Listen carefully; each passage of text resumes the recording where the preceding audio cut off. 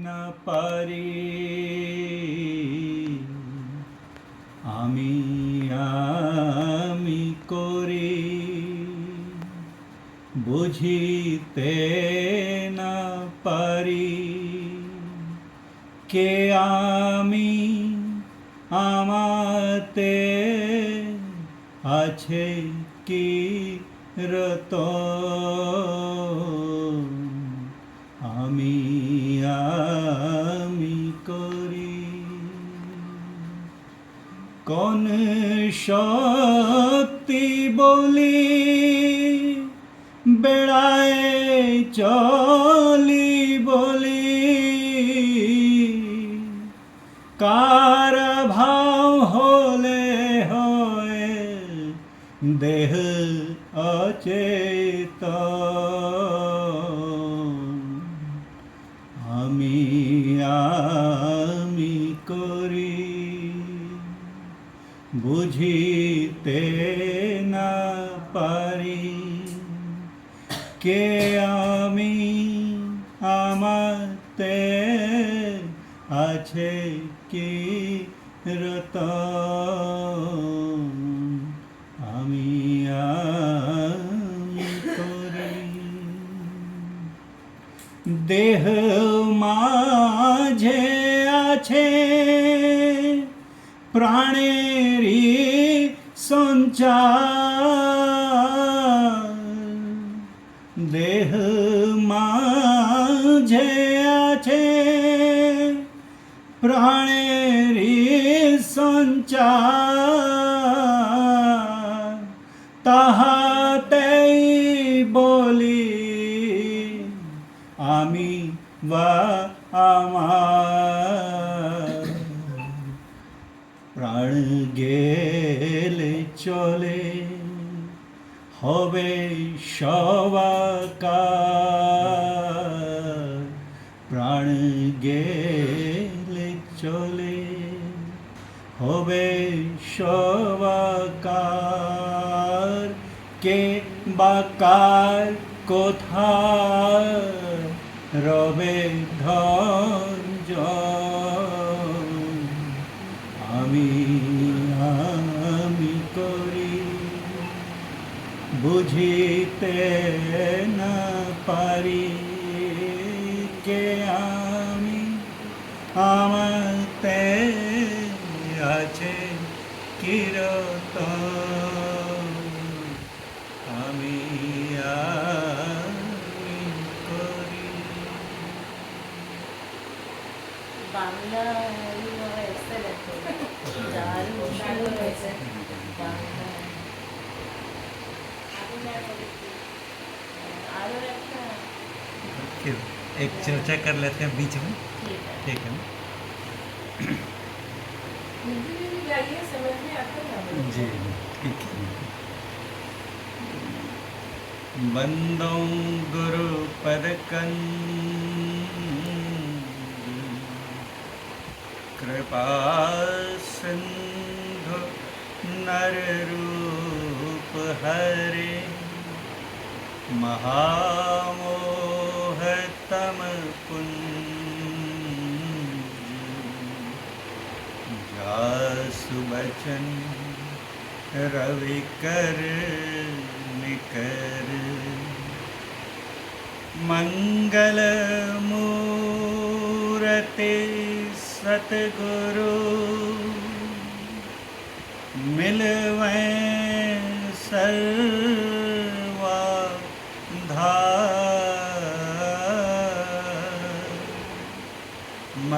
मंगलमय मंगल करण विनवं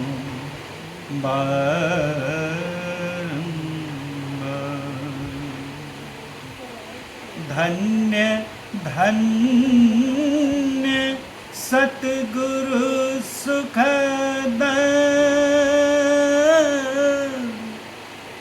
महिमा कहीं न जाए जो कुछ कहूँ तुमरी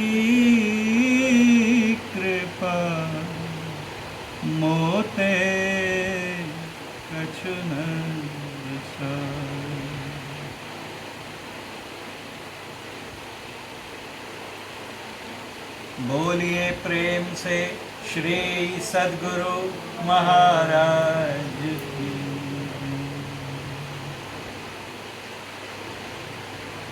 समवेत समादरणीय सत्संग प्रेमी वृंद, आज हम लोग एक विशिष्ट अवसर पर सत्संग में एकत्रित हैं।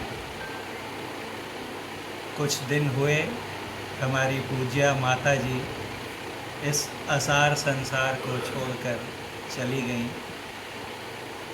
संसार का यही नियम है कि यहाँ जो भी आते हैं उन्हें एक न एक दिन इस संसार को छोड़कर जाना ही होता है।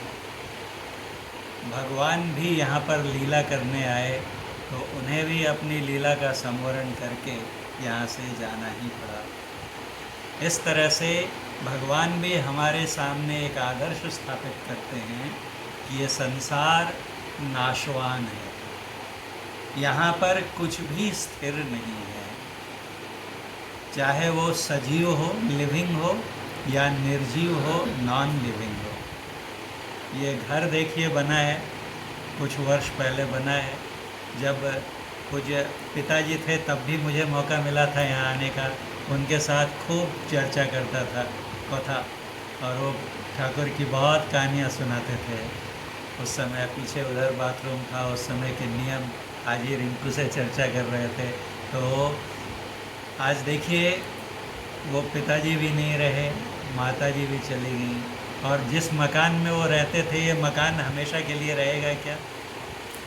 इसकी भी एक आयु होती है, उसके बाद ये भी गिर जाएगा, फिर से कोई दूसरा बनाएगा। जिस धरती पर ये मकान बना हुआ है, घर बना हुआ है, वो धरती भी क्या हमेशा के लिए है? पृथ्वी नहीं। विज्ञान बताता है हमारा कि कुछ अरब वर्ष पहले पृथ्वी सूर्य से अलग हुई थी, और कुछ अरब वर्ष में ये फिर से नष्ट हो जाएगी। पृथ्वी के नष्ट होते ही उस पर का सारा जीवन भी नष्ट भ्रष्ट हो। इसी तरह से जितने सूर्य तारे ब्रह्मांड में हैं, कोई भी स्थायी नहीं है। मूल सिद्धांत भगवान श्री कृष्ण गीता में कहते हैं कि जातस्य ही ध्रुवोर मृत्युः ध्रुवम जन्म मृतस्य च, कि जो कुछ भी उत्पन्न हुआ उसका अंत निश्चित है, कोई टाल नहीं सकता। और एक बात कहते हैं कि जो कुछ भी मर गया उसे फिर से जन्म लेना ही पड़ता है। और इस तरह से ये जन्म और मृत्यु का चक्र चलता रहता है। कब तक? जब तक कि हम मुक्ति की अवस्था को प्राप्त न करें। देखिए हम लोग कुछ जो अध्यात्म नहीं जानते हैं, धर्म का मर्म नहीं समझते हैं, वो क्या समझते हैं कि शरीर के नाश होने के साथ ही सब कुछ नष्ट हो जाता है। लेकिन अभी जो क्रियाएं कर रहे हैं, आज भी बिल्टू जी जाकर वहाँ केश कर्तन वगैरह करके मुंडन करवा के आए, श्राद्ध होगा। ये श्राद्ध क्या है? श्राद्ध शब्द जो है, श्राद्ध क्रिया, ये श्रद्धा से आया। श्रद्धा, बिल्कुल सही। तो श्रद्धा किस चीज़ में, किस श्रद्धा के आधार पर हम श्राद्ध करते हैं? कि इस शरीर में कुछ तो था जो इसे छोड़कर चला गया। शरीर को तो हमने जला दिया, उसकी अस्थियां भी विसर्जित कर दी। अब श्राद्ध किसके लिए कर रहे हैं? अगर शरीर के नष्ट हो जाने से ही सब कुछ नष्ट हो जाता है, तो ये हमारी श्राद्ध क्रिया किसके लिए? आत्मा। कुछ इसमें था जो छोड़कर चला गया, और वो यहाँ से गया तो वो जहाँ जाए वहाँ सद्गति में रहे, शांति में रहे। इसके लिए हम लोग प्रार्थना करते हैं, और उसके लिए जो क्रियाएं करते हैं उसे ही श्राद्ध कर्म कहते हैं। तो हमारे छोटे छोटे रीति रिवाजों में भी ये जो अद्वैत का सिद्धांत है, ये रहता है कि एक आत्मा है। अच्छा, वो शरीर जैसे ही मान लिया जाए हॉस्पिटल में दीदी थी साथ में, और माता जी का शरीर शिथिल हो गया, शांत हो गया, उसके पहले तक तो जो कुछ भी था वो शरीर में हरकत होती थी, क्रिया होती थी। आँखें थी, उनसे वो देखती थी, कान से सुनती थी, मुंह से बोलती थी, उनको अगर कोई सुई चुभाए तो आह भी करती थी। स्पर्श ज्ञान भी था, है ना। मुंह में अगर उन्हें कुछ दे दिया जाए तो बोलते हैं क्या खिला दिया मुझे। तो ये सारी इंद्रियां उनके पास थीं और उन इंद्रियों को ज्ञान भी होता था। 5 ज्ञानेंद्रियां होती हैं हमारी। आँख जिससे हम लोग देखते हैं, कान जिससे शब्द सुनते हैं, नाक जिससे गंध स्मेल लेते हैं, जिह्वा जीभ जिससे स्वाद का पता चलता है, और त्वचा त्वक चमड़ा जिससे स्पर्श का ज्ञान होता है। हम लोग ऐसा बोलते हैं कि आँखों से देखते हैं। बच्चों को KG1 में ही पढ़ाया जाता है, we see with our eyes बोलते हैं, we taste with our tongue, we hear with our ears, ऐसा उनको सिखाते हैं। लेकिन क्या ये सच है? अगर गौर से देखेंगे तो जब डॉक्टर ने बोल दिया कि नाउ शी इज़ नो मोर, अब वो नहीं है, तब क्या उनके पास आंखें नहीं थी ना? तब भी क्या उन आँखों से दिखाई देता था? We see with our eyes, तो आइज़ तो हैं, eyes are very much there, why can't we see, है ना। कान हैं, लेकिन बाहर में कोई अब डिस्को बजाए कि भक्ति संगीत बजाए कि हल्ला करे, कोई फ़र्क नहीं पड़ता। देखिए जो शव होता है उसको कैसी आड़ी टेढ़ी लकड़ी पर लिटा देते हैं ले जाके जलाने के लिए। अगर हमको कोई लिटाए, आउच क्या कर रहे हो, और वो बेचारा शव कुछ बोलता है क्या? स्पर्श ज्ञान कहाँ गया? चमड़ी तो है। तो सिद्ध क्या होता है कि इसमें कुछ तो था, वो जब तक था उसके बल पर आँखों से हम देखते थे, हमारे कान सुनते थे।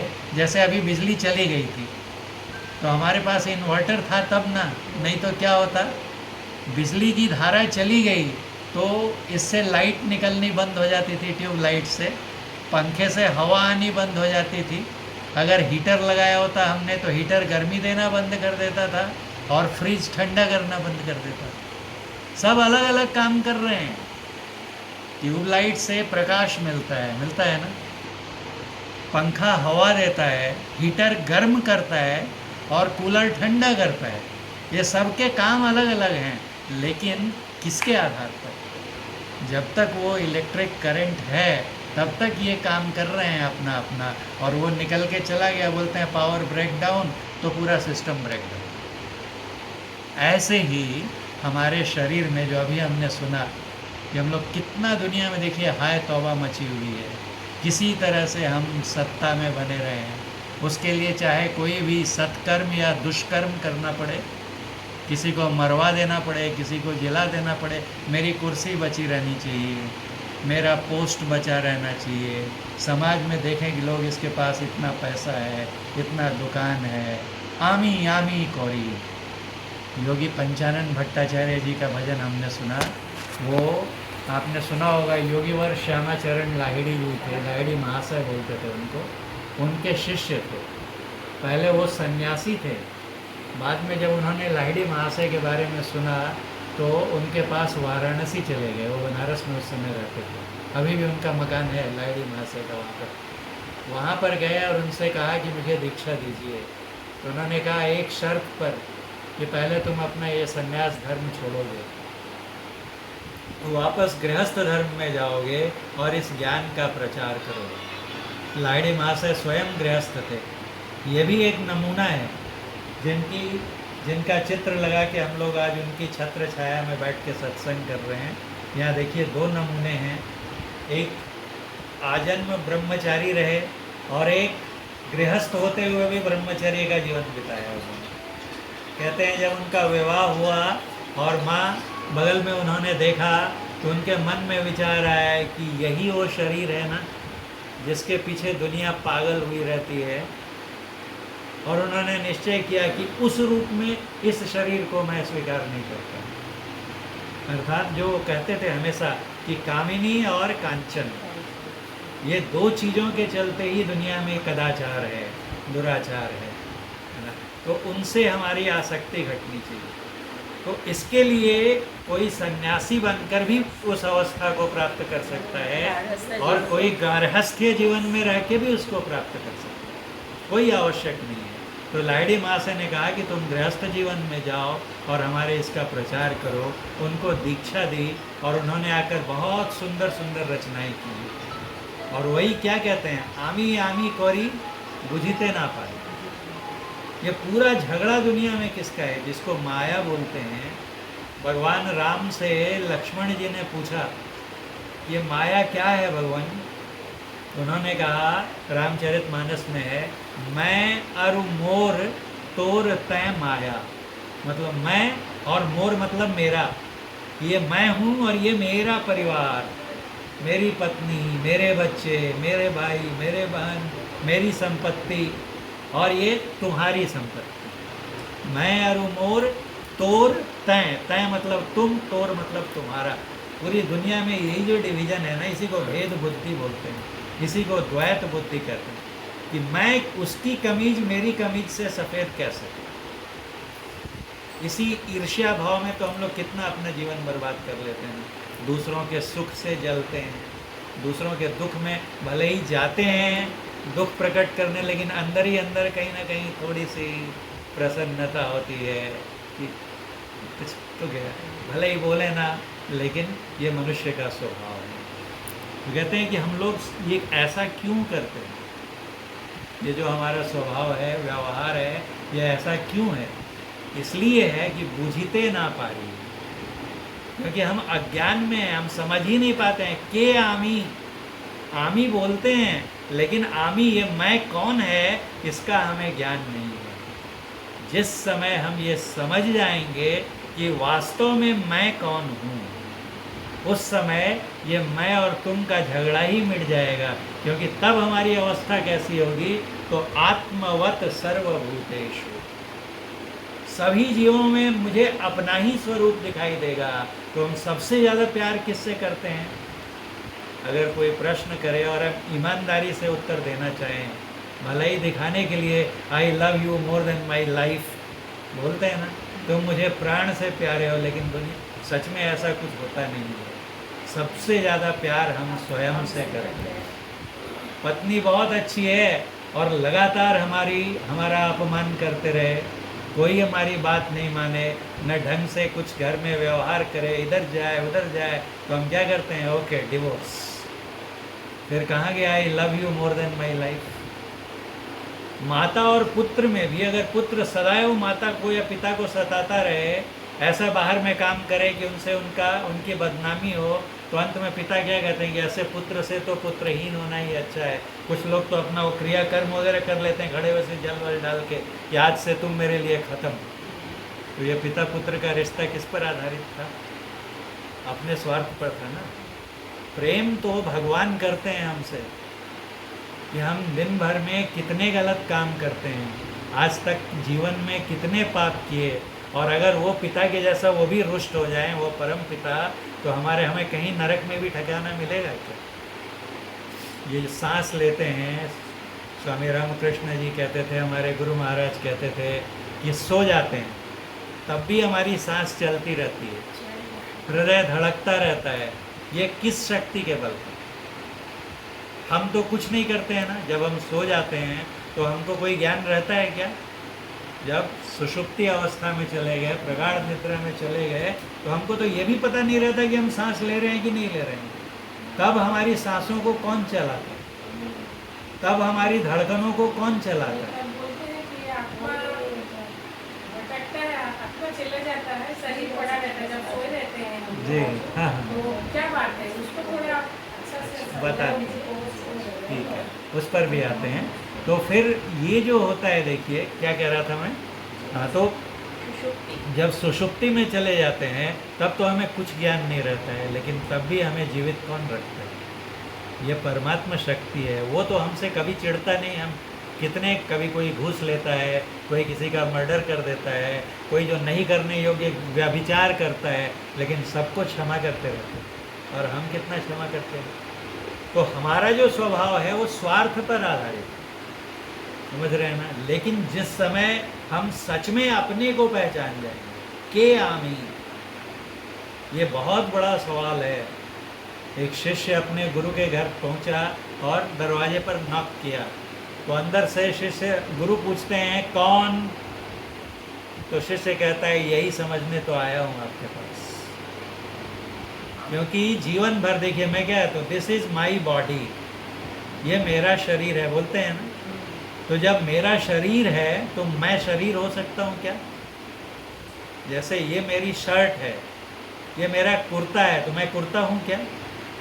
मैं कुर्ता तो नहीं हूँ ना। ये मेरे बाल हैं तो मैं बाल हूँ क्या? नहीं हूँ ना। ये मेरा घर है तो मैं घर हूँ क्या? मैं इस घर में रहता हूँ। तो हम लोग क्या शरीर को ही मैं समझते हैं, जबकि बोलते हैं कि दिस इज़ माई बॉडी, ये मेरा शरीर है। तो जब मेरा शरीर है, जैसे मेरा घर है उसमें रहने वाला मैं हूँ, वैसे ही जब ये मेरा शरीर है तो इसमें मैं रहने वाला हूँ। तब आप कहेंगे कि मन हूँ क्या मैं?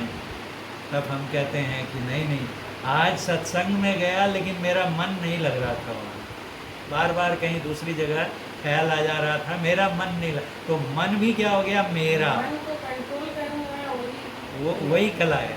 लेकिन मेरा मन ना, हमारे इनके शिष्य थे पूज्यपाद संत सेवी महाराज, उनके पास एक मौलवी जी आए और उन्होंने पूछा कि ऐसा ऐसा आप लोग बहुत देवी देवताओं को मानते हैं। उन्होंने बोला नहीं, आप कैसे कह सकते हैं कि ईश्वर है?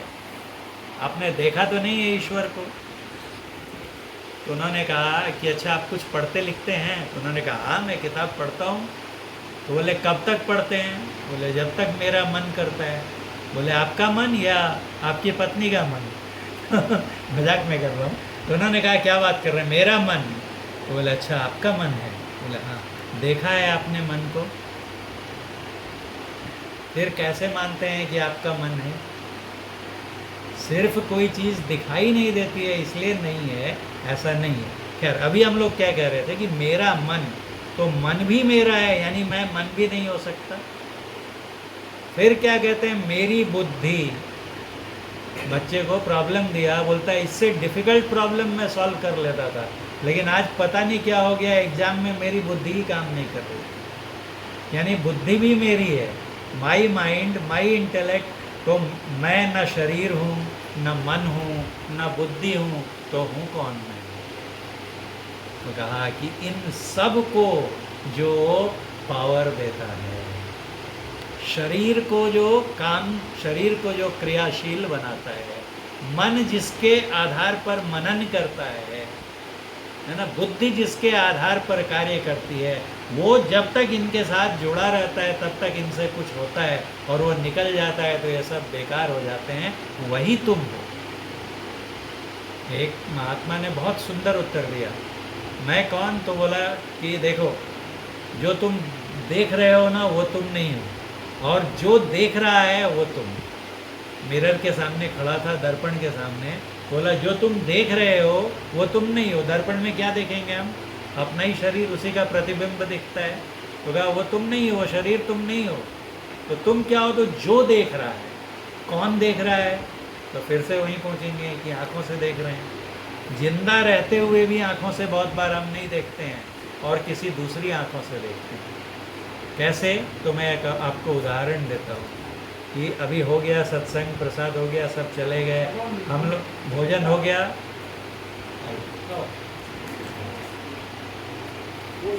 बैठता नहीं है, चेयर ले लीजिए,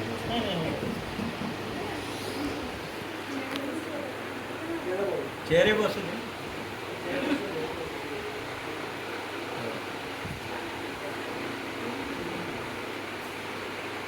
बोलिए प्रेम से श्री सद्गुरु महाराज की जय। तो हम लोग मान लीजिए कि सब काम हो गया, आप सोने गए, तो कुछ लोगों को आदत रहती है कि कुछ पढ़ते हुए सोना। जब तक पढ़ेंगे नहीं तब तक नींद नहीं आएगी उनको। मुंह में लौंग दबा लिया एक, या सुपारी दबा ली, और बगल में एक लाइट म्यूज़िक प्ले कर दिया एकदम कम वॉल्यूम पे, जगजीत सिंह की गज़ल बज रही है, या कोई भजन बज रहा है, गुरु स्तोत्र बज रहा है, और इधर पुस्तक पढ़ रहे हैं लेट के, और पढ़ते पढ़ते नींद आ गई, हाथ से पुस्तक छूट जाती है। हाथ का काम है पुस्तक को पकड़ना, लेकिन नींद आ गई और पुस्तक गिर गई सीने पर, और हम सो गए। कुछ लोगों को आपने देखा होगा आंखें खोल कर सोते हैं ऐसे। अब मैं सो गया हूँ, ऐसे आंखें खुली हुई हैं, और अगर हम आंखों से देखते हैं तो छत दिखनी चाहिए ना, लेकिन मैं सो गया और सोने में सपना आ गया कि मेरा दोस्त मिला बहुत पुराना, और विक्टोरिया टर्मिनस के पास हम लोग घूम रहे हैं वहाँ पर, और सामने में एक चाट वाट वाला है, उसके पास डिस्को बज रहा है, और वहाँ दोनों बोले बहुत दिनों के बाद मिले, चलो बैठते हैं, थोड़ा गप करते हैं, कुछ खाते हैं या कॉफ़ी पीते हैं और बैठ के बातें करते हैं। अब विचारिए, अगर हम आँखों से देखते हैं तो हमारी आँखें यहाँ खुली हुई हैं, क्या दिखाई देना चाहिए? छत। लेकिन क्या दिख रहा है? विक्टोरिया टर्मिनस दिख रहा है ना, सच में दिखता है ना, सपने में विक्टोरिया टर्मिनस दिख रहा है। पुस्तक गिर गई, उसके ऊपर मेरा हाथ भी गिर गया। We touch with our skin, तो हमारे स्किन तो बुक को टच कर रहा है, लेकिन वहाँ हाथ में चाट है या कॉफ़ी का कप है, तो स्पर्श टच का ज्ञान हमें किसका हो रहा है? पुस्तक का या कॉफ़ी का? कॉफ़ी का। We hear with our ears, कान से सुनते हैं हम लोग। तो यहाँ तो रूम में गुरु स्तोत्रम बजाया था हमने, लेकिन वहाँ डिस्को पे गाना बज रहा है, हमको क्या सुनाई दे रहा है सपने में? डिस्को का गाना सुनाई दे रहा है ना। तो फिर क्या चीज़ से सुन रहे हैं हम लोग? विचारिए, एक जस्ट पॉइंट टू पॉन्डर। हमने मुंह में लौंग रखा था, सो रहा था, टेस्ट किसका आना चाहिए था? We taste with our tongue, तो लौंग का स्वाद आना चाहिए था। स्वाद किसका आ रहा है? कॉफ़ी का या चाट का या मच्छी का। तो फिर ये सारी चीज़ें तो हमारे साथ हैं। फिर वो कौन सी आँख है जिससे हम विक्टोरिया टर्मिनस देख रहे हैं? समझ रहे हैं ना मेरी बात? और फिर एकदम डीप स्लीप में चले गए और ड्रीम भी ख़त्म हो गया। तब अब न ये आँख काम कर रही है और न वो सपने वाली आँख काम कर रही है। तब न ये कान, न गुरु स्तोत्र सुनाई दे रहा है, न डिस्को सुनाई दे रहा है, न लौंग का स्वाद आ रहा है, न कॉफ़ी का टेस्ट आ रहा है। यानी ये सब बेकार पड़ गए। और तब क्या हम सच में मर गए क्या? तब भी मरे नहीं हैं। जब जगते हैं तो कहते हैं कि I had a very good sleep, मैं बहुत अच्छे से सोया। ये किसको पता चलता है कि मैं सोया? इस तरह से जब गौर करेंगे तब पता चलेगा कि आमी, एक आमी जो हम समझते हैं कि वो आई एम, और एक आमी जो सच में आई रियली एम। हाँ, हु एम आई, ये बहुत बड़ा प्रश्न है। इतना आसान। वेदांत का सबसे बड़ा शुरुआत जो जिज्ञासा की हुई है ना, उसमें यही है, को हम, को अहम, मैं कौन हूँ, कुतो अहम, मैं कहाँ से आ गया? इस शरीर में तो आया, और वो जो था मैं छोड़ के चला गया तो शरीर मर गया। आज उन्हीं का श्राद्ध कर रहे हैं ना। देखिए, कहीं हम व्हाट्सएप ग्रुप में लिखते हैं कि ये फलाना आदमी ये मर गए, तो RIP RIP RIP लाइन लग जाती है, क्योंकि सबसे आसान वही है ना लिखना। कुछ थोड़ा ज़्यादा टाइप करते हैं तो बोलते हैं ओम शांति, कुछ और टाइप करते हैं तो मे दी सोल रेस्ट इन पीस, ऐसा लिखते हैं। सब यही विश्वास करते हैं किसी भी धर्म को। Who will rest in peace? Body तो यहाँ पड़ा हुआ है। प्रे किसके लिए कर रहे हैं हम लोग? देयर इज समथिंग एल्स, और वो जो समथिंग एल्स है वही दैट एम, जो हमारे मन को मनन करने की शक्ति देता है, जो हमारी बुद्धि को एनालाइज करने का पावर देता है, वो मैं हूँ, है ना। जो अगला प्रश्न पूछते हैं ना वो, कि कौन शक्ति बोली बेड़ाए चली बोली, कार अभाव होले होए देह अचेतन। तो क्या बोलते हैं? देह माझे आछे प्राणेरी संचार। इस शरीर में एक प्राण तत्व है, उसका संचार होता है। जब तक होता है ताहा तेई बोली आमी व आमार, और प्राण गेले चले तो होवे शवाकार। और जिस मैं, मेरा धन, मेरी दौलत, मेरा बेटा, मेरी पत्नी, मेरा परिवार, मेरे दोस्त, मेरी कुर्सी, मेरा पोस्ट, सब के लिए झगड़ते रहते हैं। के बाकार कोथाय रोबे धनजन, ये बिग क्वेश्चन है। और सवाल जो ज्ञानी जन है वो बताते हैं कि जो इस मैं को जान लेता है वो इन सब के लालच से, लोभ से परे हो जाता है। अभी जो देखा ना हमने कि हृदय कंदर, हमारे हृदय की गुफा में पाठ किया ना हमने गुरु स्तोत्रम का। हाँ, हाँ, हाँ। कंदर मतलब टनल होता है, गुफा। तो हृदय कंदर में देखिए क्या है, हृदय कंदर तामस भास्कर है। गुरु को क्या कहते हैं, ये हृदय की गुफा में जो तामस मतलब होता है डार्कनेस, अंधकार, उसमें भास्कर, भा मतलब होता है प्रकाश, भा मतलब लाइट, और कर मतलब करने वाला। लाइट कौन करता है, अभी रात है और सुबह में प्रकाश किससे होता है, सूर्य देवता से। तो भास्कर सूर्य का नाम है। सूर्य जब आते हैं तो सब अंधेरा छट जाता है, मिट जाता है, दिन कर भास्कर। तो यही कहते हैं कि हमारे हृदय की, हृदय मतलब ये वाला हट नहीं जो मांस का लोथड़ा है, जो हमारे मन में जो अंधकार है, जिसके चलते अंधेरे में क्या होता है। देखिए अंधेरे की परिभाषा क्या है, कि अभी लाइट है, हम लोग सब एक दूसरे को देख पा रहे हैं। अभी लाइट चली जाए तो कुछ दिखाई देगा क्या? अगर मैं उठ के चलने लगूं, कभी प्रहलाद से, कभी आपसे टकरा जाऊंगा, गिर जाऊंगा। अंधकार में ज्ञान नहीं हो पाता है, इसलिए अंधकार को अज्ञान का सिंबल, प्रतीक माना गया। और वही प्रकाश हो जाता है। अरे मैं कहाँ जा रहा था, हमारे पूज्य अच्युतानंद बाबा थे, एक बार बता रहे थे कि शादी में जा रहे थे पुराने ज़माने में, वो 1940s में शादी के लिए जा रहे थे। ऐसे ही पैदल बारात जा रही थी और बहुत तेज़ बारिश हो गई, तो सब भाग भाग के, एक बगल में स्कूल था छिप गया, ये थोड़ा पीछे थे, चलने लगे और चले जा रहे हैं। बारिश में कुछ दिख ही नहीं रहा, एकदम रात अंधेरा हो गया। अचानक बिजली चमकी तो देखते हैं कि अगला पैर जो रखने वाले थे वो कुएं में गिरने वाले, गड्ढा था। भगवान ने प्रकाश किया उसी समय और ये पीछे हो गया। अरे रे रे मैं कहाँ जा रहा हूँ। इसको अंधकार कहते हैं। ये ज्ञान नहीं है और उस ज्ञान के अभाव में हम अपना ही अहित कर बैठते हैं, जिससे हमारा नुकसान होता है। वही कर्म हम करते हैं। क्यों करते हैं? क्योंकि हमें ज्ञान ही नहीं है। तो कुएं में गिर जाते थे ना, क्यों गिर जाते थे? क्योंकि उनको ज्ञान नहीं था। ज्ञान क्यों नहीं था? क्योंकि अंधेरा था। इसलिए कहा कि हमारे मन में जो अज्ञानता का अंधकार है, वहाँ प्रकाश फैलाते हैं। हृदय कंदर तामस भास्कर है, ये होते हैं गुरु। और देखिए वो क्या कहते हैं, त्रय ताप हरे तव नाम गुणे। 3 ताप होते हैं, दैहिक ताप, दैविक ताप और भौतिक ताप। भौतिक मतलब भूत मतलब होता है प्राणी, दूसरे जीव, जैसे बिच्छू ने काट लिया, मच्छर ने काट लिया, सांप ने काट लिया, है ना। ये सब क्या हो गया, दूसरे प्राणियों के चलते हमें कष्ट हुआ। जा रहे थे और बैल ने मार दिया, है ना। अभी देखिए वो कहाँ, यूपी में, बहराइच में सुन रही होंगी, भेड़ियों का आतंक है। वो रोज़ परेशान, रोज़ एक बच्चे को मार दे रहे हैं पकड़ पकड़ के। ये भौतिक ताप है। दैहिक ताप, बुखार हो गया हमें, है ना, ये जो हमें कष्ट हो गया शरीर में, अनपच हो गया, डायरिया हो गया, ये दैहिक ताप है। और दैविक ताप क्या होता है कि कहीं भूकंप आ गया, है ना, अचानक बैठे हम लोग और अभी धरती फट जाए और हम लोग सब समा जाएंगे उसमें। भूकंप आ गया, तूफान आ गया, आंधी आ गई, बिजली ऊपर से कड़की, पेड़ के नीचे जाकर खड़े थे, वृक्ष के नीचे, कि बारिश वर्षा से बचेंगे, और बिजली गिरी और पेड़ के साथ हम भी मर गए। तो ये दैविक ताप है जो देव आदि दैवत से आता है। तो 3 ताप हमें परेशान किए रहते हैं। इन तीनों तापों से मुक्त करने वाले कौन होते हैं? गुरु होते हैं। रिपु सूदन, रिपु मतलब क्या होता है? शत्रु, एनिमी, उसको मार देने वाले। हमारा एनिमी कौन है?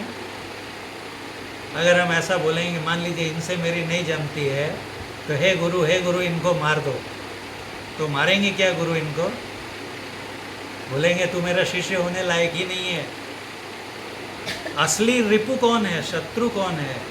तो जिस मन से हमने ये सोचा ना और ये प्रार्थना की कि हे गुरु इनको मार दो, ये हमारे मन में जो ईर्ष्या का भाव है, यही शत्रु है। जो हमारे मनोविकार हैं, जिनको मेंटल डिफाइलमेंट्स बोलते हैं, काम, क्रोध, मद, लोभ, मोह, मात्सर्य, ये हमारे सबसे बड़े शत्रु हैं। इन पर जो आपने बोला ना, जो मन पर विजय प्राप्त कर लेना, यानी कि मन हमें, जैसे ऐसे आदमी के मन में कभी ये विचार सपने में भी नहीं आएगा कि इन्होंने मेरा बुरा किया था तो ये मर जाए। हम तो कोशिश करके समझाएंगे ना, नहीं नहीं नहीं नहीं, हमारे गुरु ने, हमारे ठाकुर ने बोला ऐसा मत सोचना, नहीं नहीं मैं नहीं सोचूंगा। लेकिन जो सच में ज्ञानी हो जाते हैं उनके मन में ऐसे विचार ही नहीं आते, वो मनोविकार से बिल्कुल अपने को ऊपर उठा लेते हैं। और ये कब होता है? ये अपने आप समझाने से, काउंसलिंग से नहीं होने वाला है। थोड़ी देर के लिए होगा, 2 दिन 4 दिन हो जाएगा, और फिर कभी कोई ऐसी बात बोल देगा कि हमारा कंट्रोल लूज हो जाएगा, और फिर हम सब गया, 5 दिन से जो मेहनत की थी गया पानी में। ऐसा सबके साथ होता है। तो कहा फिर कैसे जीतेंगे? तो कहा जो गुरु करते हैं वही तुम भी करो। गुरु क्या करते हैं? तो गुरु साधना करते हैं, अंतस साधना, मेडिटेशन, ध्यान, यही वो उपाय है जिससे हम अपने मन को नियंत्रण में ला सकते हैं। अपने को, क्योंकि मन भी मेरा है। दिक्कत क्या है कि मेरा नौकर मेरा ही मालिक बन गया है। मेरा मन है मतलब मैं मालिक हूँ ना, लेकिन मन बोलता है कि कोई देख रहा है क्या, नहीं देख रहा है ना, डायबिटीज शुगर 250 है ना, अरे इतना बढ़िया रसगुल्ला है ना, कल देखेंगे, जान दो, कहीं कोई अपना तो नहीं देख रहा है ना, और चुपके से टपाक से खा लेते हैं। ये क्या हो गया? ये हुई ना हमारी वीकनेस। तो ये जो है, मन पर नियंत्रण कौन कर पाता है? जिसके मन में कभी ऐसा ख्याल ही, मेरा मन है, और मन ही इतना पावरफुल हो गया कि मैं जानता हूँ कि इससे मेरा नुकसान होगा। मेरा शुगर बढ़ेगा तो मेरी आंखें जा सकती हैं, मेरी किडनी खराब हो सकती है, मेरे पैर खराब हो सकते हैं, तब भी मैं खा रहा हूँ। इतना लाचार हूँ मैं। और ये कौन करवा रहा है मुझसे?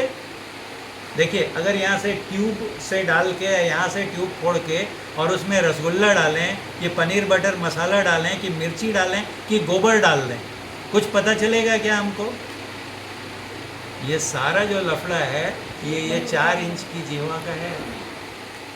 सिर्फ इसके, ये 4 अंगुली की जो जीवा है, इसके लिए, इस असल में यहाँ पर बात है, लेकिन उसको डिफेंड करने के लिए हम तरह तरह के लॉजिक ढूंढते हैं। इसमें प्रोटीन है, तो इसमें विटामिन है, बी कॉम्प्लेक्स है, और मन तो जानता है। देखिए, जो कहना नहीं चाहिए, लेकिन मान लीजिए बहुत से लोग नॉन वेजिटेरियन फूड के पीछे लॉजिक देते हैं कि साइंस है।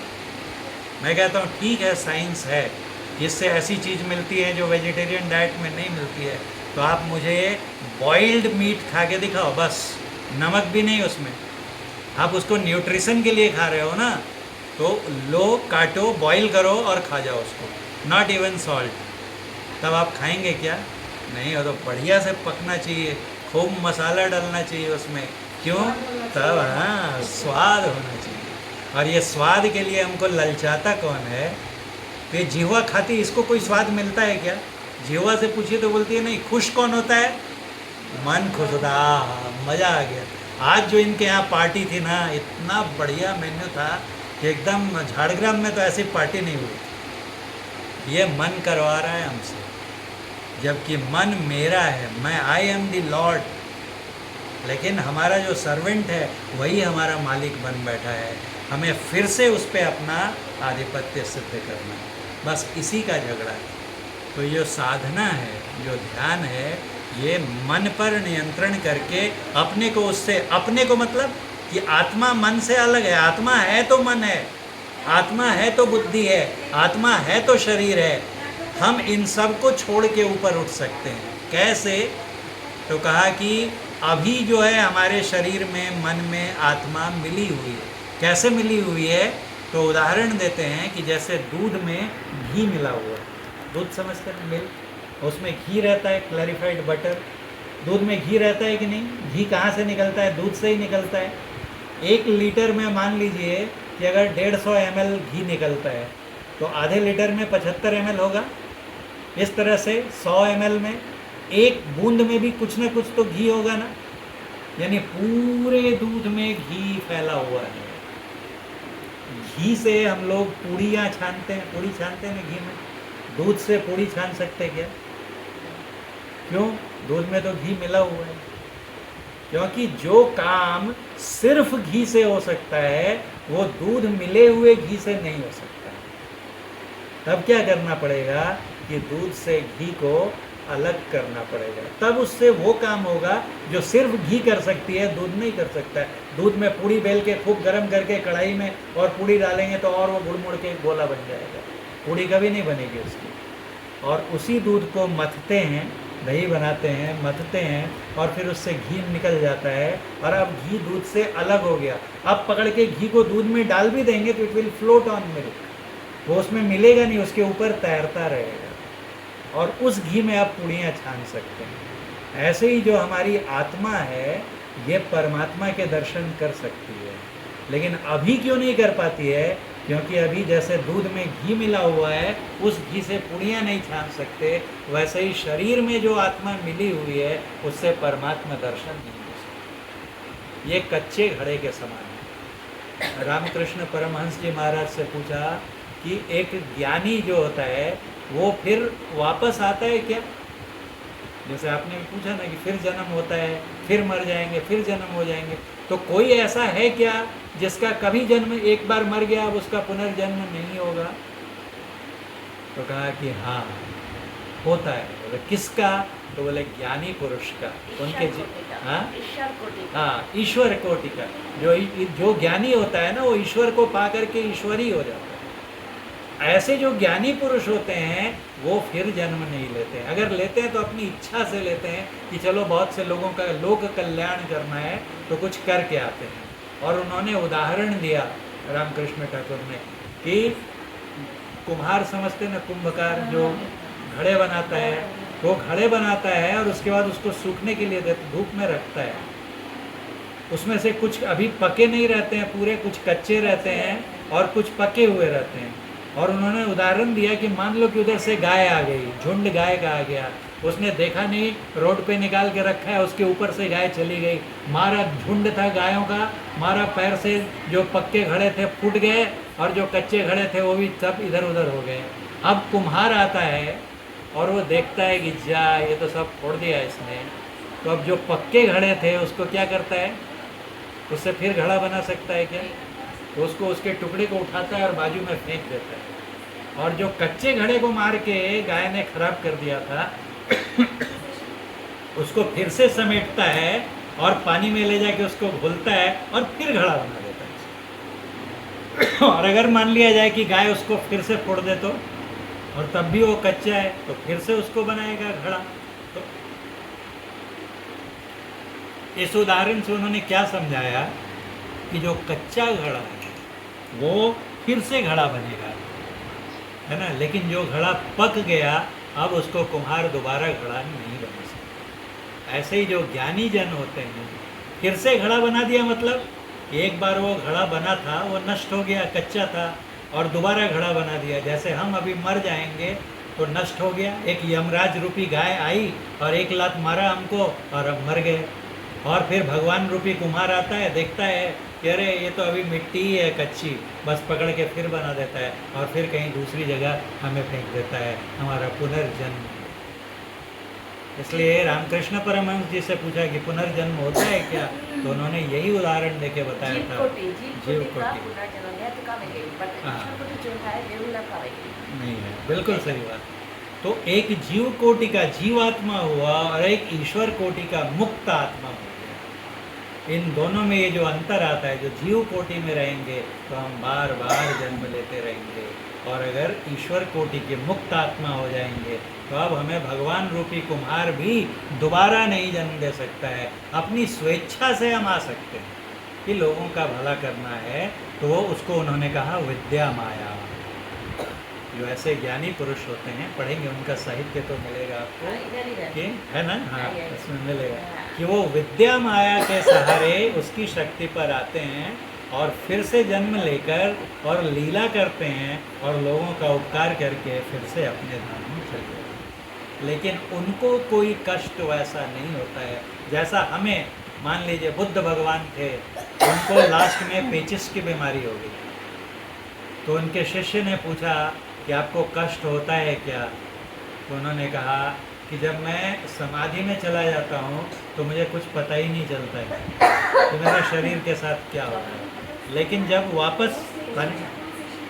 वापस आता हूँ, ध्यान शरीर के लेवल पर आता हूँ, जब मेरी कॉन्शसनेस शरीर के लेवल पे आती है तो फिर बहुत कष्ट होता है। लेकिन वो कष्ट भी कैसा होता है, तो कहते हैं हमारे परमाराध्य गुरु महाराज कि एक मान लीजिए कि किसी को सुई भोंक रहे हैं और उसको क्लोरोफॉर्म सुंघा दिया, एनेस्थीसिया देते हैं ना, तो एनेस्थीसिया थोड़ा कम दे दिया, पूरा बेहोश नहीं हुआ, और अब उसको सुई भोंक भी रहे हैं तो कहेगा क्या कर रहे हो, चीर रहे हैं तो बोला अरे थोड़ा दर्द हो रहा है यार, थोड़ा धीरे धीरे करो, जबकि वो हमारा पूरा चमड़ा काट रहा है। क्यों?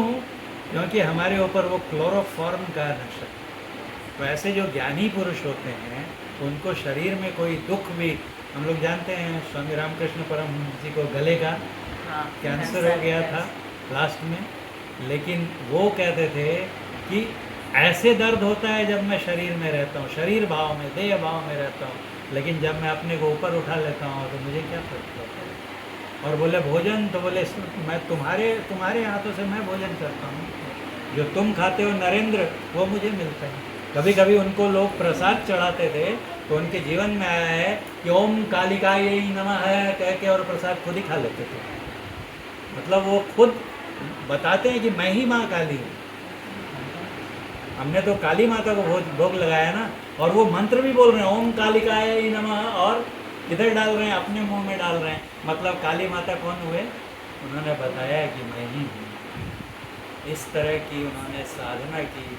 साधना करते करते और एक बात करके मैं ख़त्म करूँगा, ये जानना जरूरी है कि पहले उन्होंने सगुण उपासना की।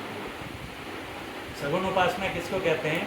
कि जैसे मैं आपको देख रहा हूँ तो ये आपका रूप दिखता है, हाँ, साकार, जिसका आकार है, और उसकी इतनी अच्छी उपासना की कि बोलते थे माँ, तो माँ एकदम मूर्ति से जीवित हो जाती है ना। उनकी कहानी में है कि रानी रासमणी आई और बोली कि भजन सुनाओ, भजन सुनाओ। ये भजन सुनाने लगी और उस दिन उनके कोर्ट में तारीख थी, तो वो केस के बारे में सोचने लगी कि आज वहाँ जाना है। तो कहते हैं रामकृष्ण परमहंस तड़ाक एक थप्पड़ लगाया रानी को, एक मंदिर का पुजारी, उन्हीं का एम्प्लॉई हुए ना, एक थप्पड़ मारा। बोले मुझे भजन गाने को कहती है और खुद मुकदमा लड़ती है। अगले दिन आई तो वो तो गुस्सा तो हो गई थोड़ा, तो कहते हैं वो काली माता के पीछे छुप गए और कभी ऐसे देखते थे और फिर छिप जाते थे। और वो रानी बोलते हैं इतना डर लगे उनको कि उनको लगा कि काली माता ने रौद्र रूप धारण कर लिया है, और बोलते हैं आओ तो देखूं, आओ तो जानूं, ना आओ तो मेरे पास तो बताती हूँ तुमको, मेरा बच्चा मेरे पीछे है, आकर तो देखो। वो थर थर कांपने लगी। फिर निकल आए रामकृष्ण परमहंस जी, शांत हो जाओ। ऐसी जिनकी शक्ति थी, कितना हम आपसे होगा। मान लीजिए आज हम गए ठाकुर को और अगरबत्ती दिखा रहे हैं और उनका हाथ उठ जाए, खुश रहो पुत्र, सोचिए कैसा होगा। हम कुछ देर के लिए तो पागल हो जाएंगे कि ये क्या हुआ। और उनके साथ रोज होता था। और तब भी एक दिन उनके पास आ गए एक तोतापुरी स्वामी, वो नग्न साधु रहते थे ऐसे ही, और आकर उन्होंने कहा कि मुझसे ब्रह्म दीक्षा ले लो।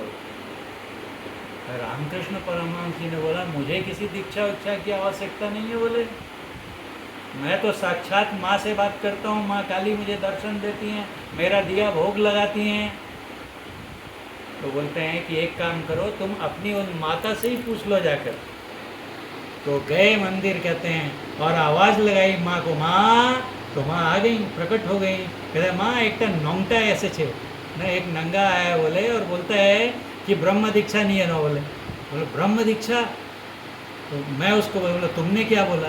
बोला मुझे कोई दीक्षा उच्छा की ज़रूरत नहीं है, मेरे साथ माँ है, मुझे दर्शन देती है। उन्होंने कहा नहीं बेटा, ले लो दीक्षा।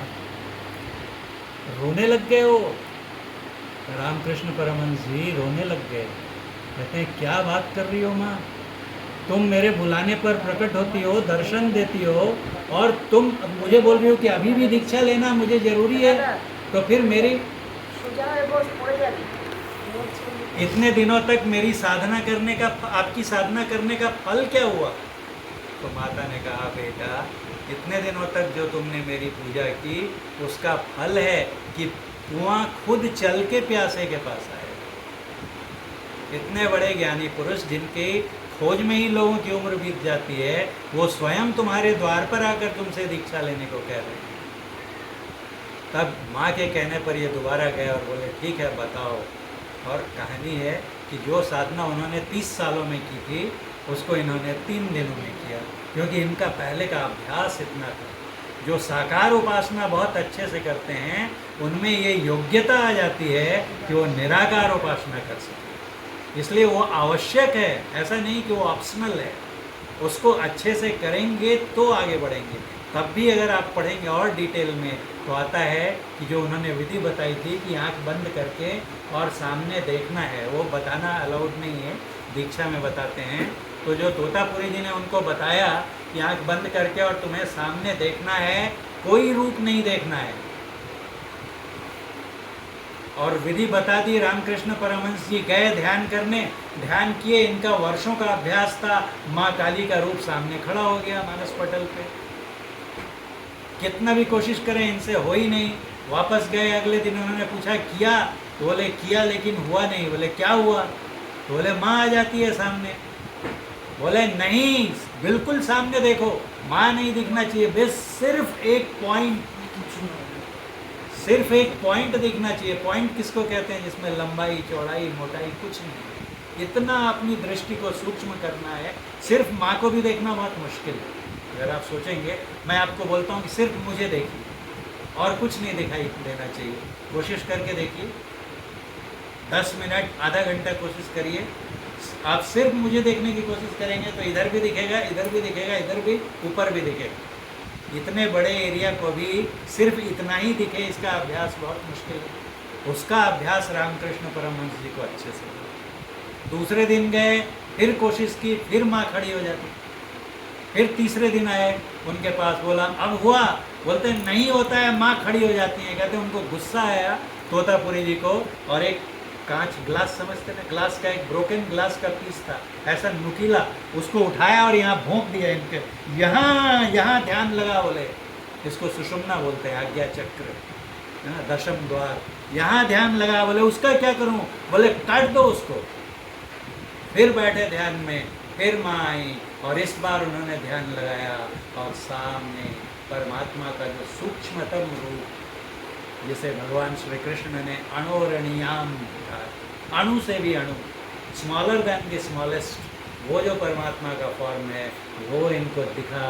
और उसके बाद की यात्रा तो इतनी आनंददायक होती है कि कहते हैं ठाकुर कि जो देखता है वही बता सकता है उसको। It's impossible to describe in words.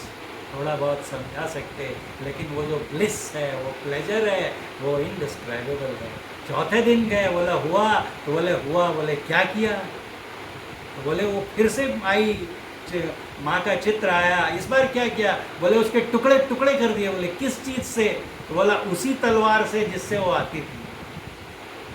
समझिए बस कितने पर ख़त्म करना है। जो हम रूप देख रहे हैं, आंखें बंद की, वो एक गाना है ना फिल्म का, आंखें खुली हों या हों बंद, दीदार उनका होता है, कैसे कहूँ मैं, और यारा भी प्यार कैसे होता है। प्यार प्यार ये असली प्यार यही है कि आंखें खुली हों तो वही दिख रहा है महबूब, और बंद भी किया तो उसी की शक्ल आ रही है। तो ऐसा अभ्यास, यानी ये कौन खुली आंखों से भी उसी को देखता है और बंद करने पे भी वही देखता है, ये कौन करता है? ये मन करता है। इसलिए इसको मानस ध्यान बोलते हैं, है ना, मेंटल विजुअलाइजेशन। तो जो मन ही तो वो आकृति लाता था ना, माँ काली की, कहा उसी मन को मैंने ऑर्डर किया और बोला कि इतने से सिमट और केंद्र में आ जाए। तो किसी भी चीज़ का जो केंद्र होता है, सेंटर होता है, वो एक पॉइंट होता है। और जब पॉइंट में जाते हैं तो पॉइंट इतना सूक्ष्म है कि जैसे पानी मन को कंट्रोल करना ही बहुत ही हो जाता है। तो वही जब ध्यान में बैठते हैं तो भटकता है, इधर उधर चला जाता है, फिर क्योंकि बैठते हैं, फिर भटकता उसको है। जन्म जन्मों का अभ्यास है ना भटकने का। हाँ। अर्जुन ने यही प्रश्न किया है गीता में भगवान श्री कृष्ण से, जब आप पढ़ेंगे अर्जुन का कितना अभ्यास था पता है ना आपको।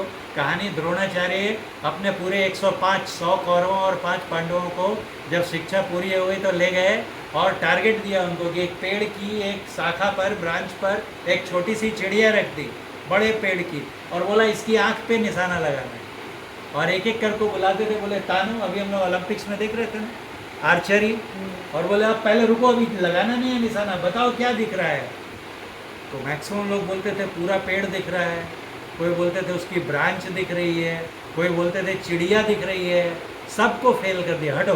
फिर अर्जुन आया, बोला तुम ध्यान लगाओ, उसने लगाया, साध लिया निशाना, कहा हाँ बताओ क्या दिख रहा है तुम्हें। तो कहा कि गुरुवर मुझे सिर्फ उस पक्षी की आँख दिखाई दे। सोचिए, इतना बड़ा पेड़ है नहीं दिख रहा है, एक शाखा है, पत्तियां हैं नहीं दिख रही हैं, चिड़िया भी नहीं दिख रहा है ना। ऐसा जिसका निशाना था, भगवत गीता में पढ़कर देखिए, इतना जिसमें एकाग्रता थी, वो अर्जुन कहता है, भगवान श्री कृष्ण से रो रो कर कहता है कि चंचलम ही मनः कृष्ण प्रमाथि बलवत् दृढ़म तस्याहम निग्रहम मन्ये वायो रिव सुदुष्करम। क्या कहता है कि हे कृष्ण, मेरा मन बहुत चंचल है। जो आप कह रहे हैं ना, सेम प्रश्न, बहुत चंचल है, प्रमाथि, इतना दृढ़ बलवान है ये कि मथ डालता है मेरे मन को। सोचता हूँ कि आपका ध्यान करूँ और दुनिया में भाग जाता है, क्या करूँ। बोले कितना मुश्किल। तो कहा अगर सांस रोकने को कोई हमें कहे तो कैसा होगा, कर पाएंगे क्या? उससे भी मुश्किल मुझे मन को रोकना लगता है। तब भगवान श्री कृष्ण क्या उत्तर में कहते हैं पता है? ये नहीं बोलते क्या बेकार की बात कर रहे हो, कहते नहीं, असंशयम महाबाहो मनम मनः दुर्निग्रहम चलम। बोले इसमें कोई डाउट नहीं है, संशय नहीं है, सच में मन ऐसा ही है। दुर्निग्रहम, उसका निग्रह करना, उसका नियंत्रण करना बहुत कठिन है। लेकिन ऐसा नहीं बोला कि फिर होगा ही नहीं, कहा अभ्यासेन तु कौन्तेय वैराग्येन च गृह्यते। वैराग्य यानी देखिए संसार के प्रति अनासक्ति का अभाव है। या हमारा मन टीवी में भी रहेगा, शेयर मार्केट में भी रहेगा, बच्चे में भी रहेगा, उधर भी मेरी आसक्ति रहेगी, और फिर इधर भी चाहूँगा कि मन लग जाए, तो नहीं होता है। उधर से डिटैचमेंट डेवलप करना पड़ेगा धीरे धीरे, और साथ में अभ्यास करते रहना पड़ेगा। Both should go hand in hand, एक अकेला नहीं चल सकता। अगर मैं सोचूंगा कि पहले डिटैच्ड हो जाता हूँ तब ध्यान करूँगा, तो ऐसा कभी नहीं होगा। एक किसान, हाँ, यही अभ्यास है, अभ्यास। जन्म जन्मों से मन को आदत पड़ी है विषयों में जाने की। रामकृष्ण परमहंस जी एक बार बैठे थे और आगे उनके पास विवेकानंद जी, तो बोले नरेंद्र वो भजन का सुनाओ। बोले कौन सा? तो बोले मौन चलो निज निकेतन, है ना, संसार विदेश विदेशीर वैसे ब्रह्मो क्या नो अकारण, है ना। उसमें क्या कहते हैं कि विषय पंचोक आर भूत गौण सब तोर पौर क्यों न आपन। ये संसार में 5 विषय हैं। क्या हैं? अगर गौर से देखेंगे तो 5 विषय के अतिरिक्त संसार में कुछ नहीं है। क्या है? तो रूप है, शब्द है, गंध है, स्वाद है और स्पर्श है। इसके अतिरिक्त कोई छठा नहीं गिना कर दे सकता। ये कहते हैं जो 5 विषय हैं, आर भूत गौण, जितने जीव जंतु हैं, प्राणी हैं, शौब तोर पौर, ये सब पराए हैं, क्यों ना आपन। फिर कहते हैं कि जो सब तुम्हारे पर हैं, तो उन पे तुम अपना क्या होए अचेतन, उनमें क्यों अचेतन होके अनकॉन्शियस होके पड़े हुए हो, क्यों नहीं इनको छोड़ते हो। और उसमें फिर आता है कि उस रास्ते पर जो चलता है तो मोह क्रोध दस्यु गौण करते, कि जो हमारे मन के विकार हैं ये दस्यु डकैत्स हैं, लुटे, रॉबर्स, हाईवे रॉबर्स, जो रास्ते में पायरेट्स होते हैं ना, जो लूट लेते हैं। तो उनसे बचने के लिए क्या है? तो कहा शौम दौम। वो बहुत सुंदर भजन है, पढ़ के उसको पढ़िएगा कभी। शौम दम, शम मतलब कि मन निग्रह और दम मतलब इंद्रिय निग्रह। यही 2 साधन हैं। और इसके बाद भी जोधी पौथे देखो भयरी आकार प्राणपण दियो दोहाई राजा। कहते हैं कि अगर तब भी तुमको भय लगता है उस मार्ग में, तो पूरा अपना मन लगा के एकदम पुकारो। किसको? तो राजा को। कौन राजा? तो ये जो सद्गुरु हैं, यही राजा हैं। सही पौधे राजार प्रबोलो प्रताप। उस पद पे इन राजा का इतना प्रताप है कि शौने डोरे। उनसे कहते हैं कि ऐसे गुरु से मृत्यु भी डरती है। ऐसे गुरु तुम्हारे राजा हैं, तुम्हारे मालिक हैं, उनकी शरण पकड़ो। तो अपने से अगर दम रखोगे कि मैं कर लूँगा, तो नहीं होगा। गुरु के प्रति समर्पण चाहिए, उन पर विश्वास चाहिए, कि वही हमें पार लगा सकते हैं। और उसके बाद प्रयास चाहिए। अभ्यासेन तु कौन्तेय वैराग्येन च गृह्यते। जो हजारों लाखों करोड़ों जन्म में करने का अभ्यास है वो तुरंत में ख़त्म हो जाएगा क्या? उसके लिए प्रैक्टिस भी उतना लंबा चाहिए। तो गुरु में पूरा विश्वास रख के उनसे वो विधि सीख करके और वो दीक्षा ले करके और उसका हम लोग रोज़ अभ्यास करें और संसार में सदाचार समन्वित होकर ईमानदारी से अपने स्वावलंबी जीवन बिताते हुए अगर हम लोग अभ्यास करते चलेंगे तो एक न एक दिन हम भी पक्का घड़ा जरूर बनेंगे। ये सब संत जन खड़े होकर गवाही देते हैं कि if me then why not you, कि अगर मैं ऐसा कर सकता हूँ तो तुम क्यों नहीं कर सकते? अवश्य कर सकते। अमृतस्य पुत्राः, स्वामी विवेकानंद ने कहा कि तुम अमरता की संतान हो। भूल गए हो, तुम अपना स्वरूप भूल गए हो, अपने को तुम मरणशील मान बैठे हो, इसलिए मुश्किल है। अपने स्वरूप को पहचानो, मुक्ति तुम्हारी प्रतीक्षा है। तो हम सबको चाहिए, जिन्होंने दीक्षा ली हुई है वो अपने करें, जिन्होंने नहीं ली है कितना जीवन शेष बचा है हम लोग नहीं जानते, उसको सीख लेना चाहिए और सीख कर उसका रोज पूरे ईमानदारी के साथ लगन के साथ अभ्यास करना चाहिए। नहीं हो तो रोना चाहिए। रामकृष्ण परमहंस जी कहते थे भगवान नहीं दिखता है, भगवान नहीं दिखता है बोलते हो तो नहीं दिखता है तो कितनी बार रोते हो? जाकर अकेले कभी जंगल में बैठो, जंगल मतलब अलग होके बैठो और नहीं दिखे तो रो।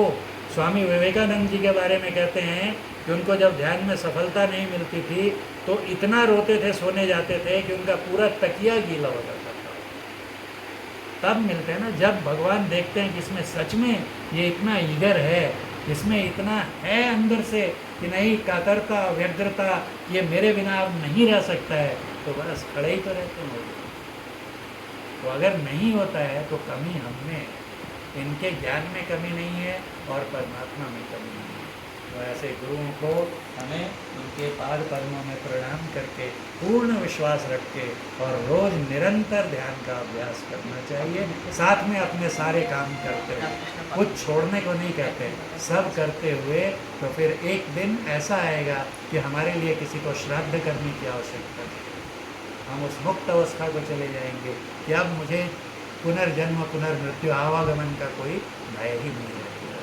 बोलिए प्रेम से श्री सद्गुरु महाराज। आज के दिन यही संदेश लेकर हम लोग जाएं, इससे और हमारी पूज्य माता श्री जो नहीं है अभी, शरीर के साथ नहीं है, अभी कुछ दिनों तक लिंग शरीर आसपास रहता है, तो हम लोगों को जब अच्छा देखेंगी, प्रसन्न देखेंगी और सही मार्ग पर चलता देखेंगी तो वो भी प्रसन्न होंगी। तो हम सब उनकी सद्गति शांति के लिए भी प्रार्थना करते हैं। श्री सद्गुरु महाराज की।